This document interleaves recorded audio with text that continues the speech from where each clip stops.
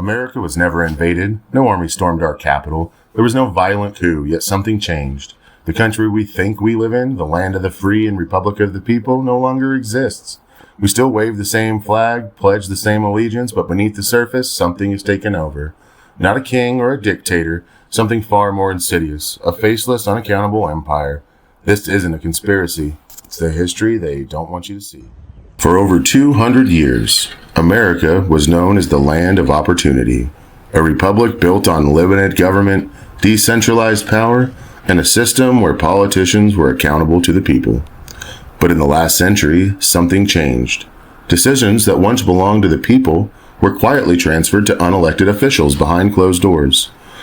And one moment, more than any other, started it all. The year was 1929. The stock market crashed, bread lines stretched around the blocks, and the American people were desperate. President Franklin Delano Roosevelt saw an opportunity. His New Deal promised to save America. But at what cost? Overnight, Roosevelt's policies exploded the size of government. Before this, government power was limited and accountable to the people. But with the stroke of a pen, FDR created something new, the permanent administrative state. This was just a relief effort, right? This wasn't the birth of a war machine or a corporate machine. Over 100 new agencies were created, many of them unaccountable to voters. The alphabet soup of power: FBI, IRS, FCC, SEC, SSA, CIA, take your pick, each one growing year after year. And here's the catch. These agencies, they don't answer to you. They don't answer to Congress. They answer to themselves. Now, you might be thinking, wouldn't the Supreme Court try to stop this? They tried. In the early 1930s, the Supreme Court struck down FDR's programs, ruling them unconstitutional. So Roosevelt did something bold. He didn't just fight the court. He tried to remake it. His plan? Add 6 new judges. Well, justices. Justices who would rule in his favor. Now, ultimately, his plan did fail, but it did entice the fear and allowed him to simply wait them out over time and replace them. The result? A Supreme Court that no longer stood in the way of his executive overreach. Governments don't shrink.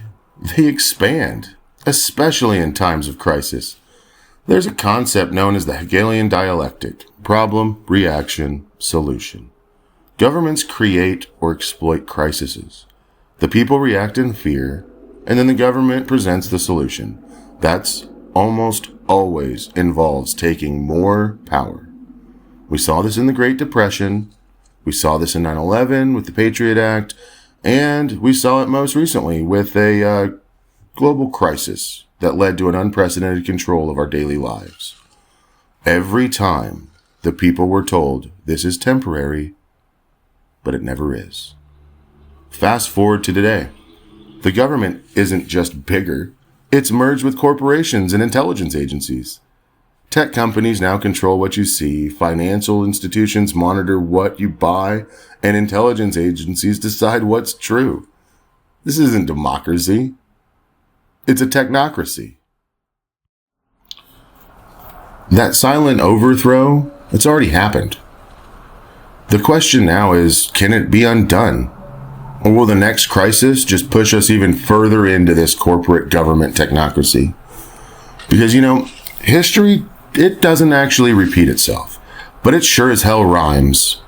And maybe right now we have an opportunity to see if we're moving forward, backwards, or if we're just staying where we are. I firmly believe it's not the latter.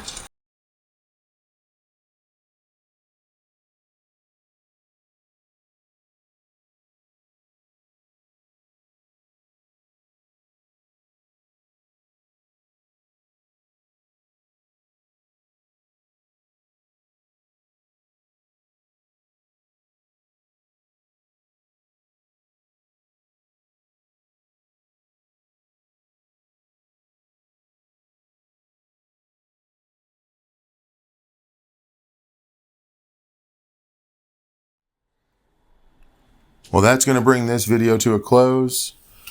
Keep in mind, this is my first video. If you have any feedback or comments, please feel free to leave them below. If you have any questions or if I'm wrong in anything, again, please feel free. I have no problem answering any questions. If you have any ideas for additional content you'd like me to make, I'd be more than happy to see where we can go and where we can take it. As always, question everything and think for yourself.